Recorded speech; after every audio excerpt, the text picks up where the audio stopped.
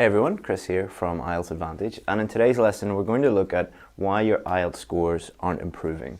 And we're going to look at this graph, which is really important that you understand what's happening with this graph. And the reason why we are doing this lesson is we get hundreds of emails a week from people saying that they are actually doing work.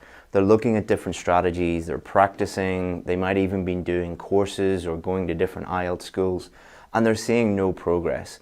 They don't feel like their essays or their speaking or their reading or their listening is getting better. And when they're doing practice tests, they're not seeing any improvement in their bands, or when they're going and doing the test, they're getting the same score over and over again.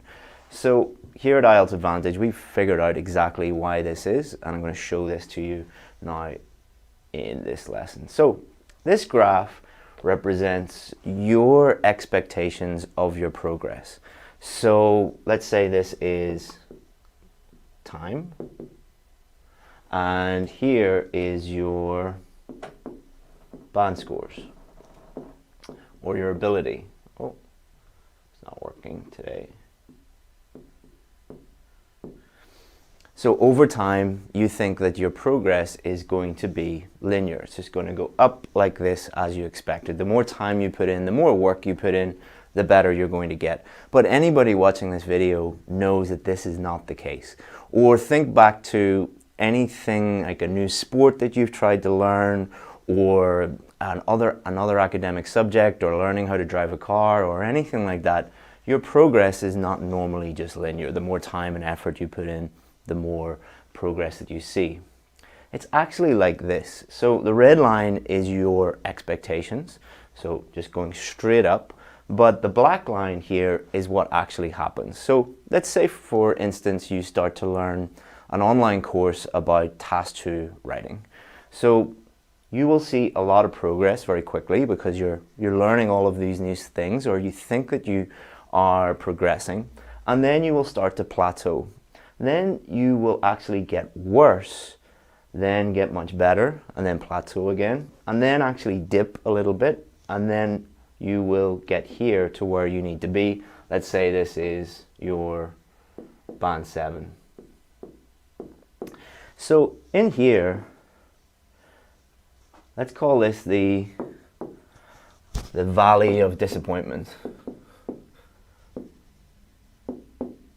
You're going to be very disappointed throughout your progress because you think that you should be farther along, but you are not. And this is just reality for most students. So let's explain this a little bit more within the context of IELTS.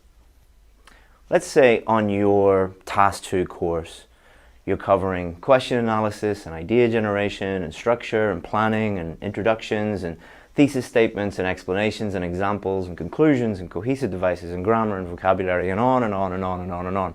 There's a lot of new things for you to learn. So I was talking to a student yesterday, and they said, I did your course, I did my first essay, and my band score actually decreased.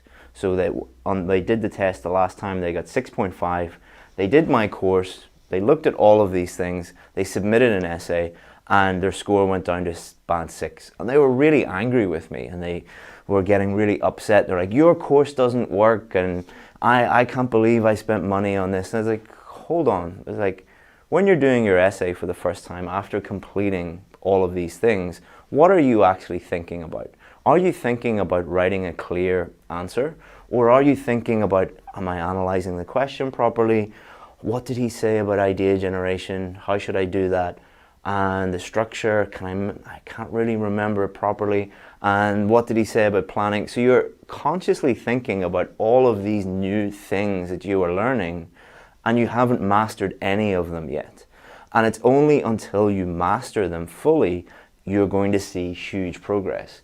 So that's why, if we see here, you might have finished the course, and then because you're thinking and trying to learn all of these new things, your progress actually decreases.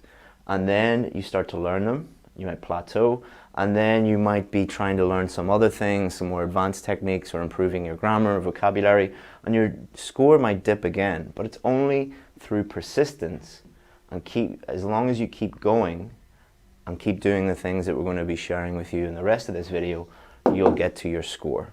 So let's have a look and see what most students do. So most students would complete the course, they'd try an essay, and let's say their score decreases, and they're going to get really angry and really frustrated, because what they want is just some magic formula. Do the course, get the score they need, pay the money, get the score. But it's a lot more complicated than that. And what they do is they say, your course doesn't work, and move on to the next school. So we will often work with students who have been to 5 different courses, and they've been with 3 different teachers and tried every book and every YouTube channel and every Facebook page. And it's only until we start to work with them and we start